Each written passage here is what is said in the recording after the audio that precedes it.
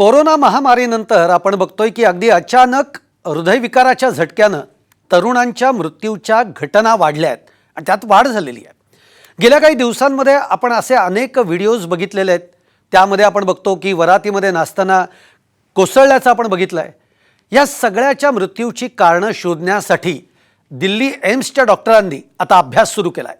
पाहूयात त्या संदर्भातला एक रिपोर्ट।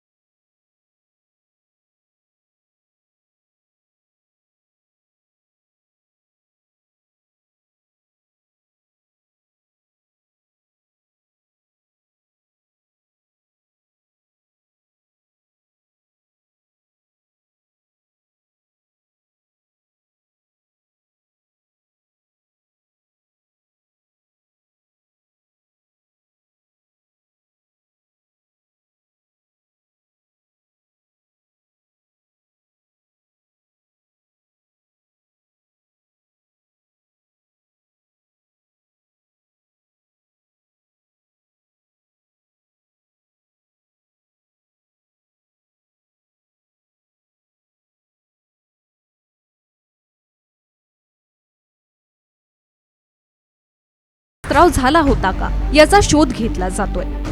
तसंच फुफ्फुसात काही समस्या झाली होती का ज्यामुळे श्वास घेण्यास त्रास निर्माण झाला हे सुद्धा तपासलं जात आहे। याशिवाय मृताला हृदयाशी संबंधित काही समस्या होत्या का ज्यामुळे हृदयानं अचानक काम करणं बंद केलं याचाही अभ्यास केला जातोय।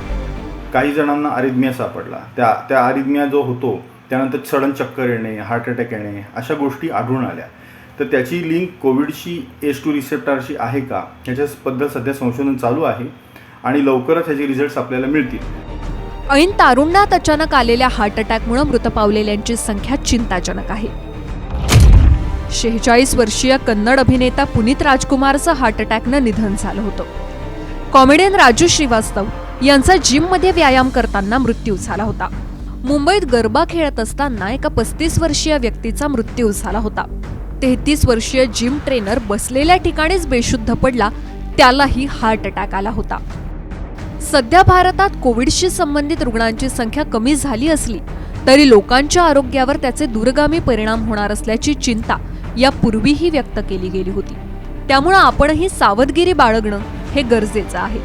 ज्ञानेश्वर चौतमल, साम टीव्ही न्यूज, पुणे।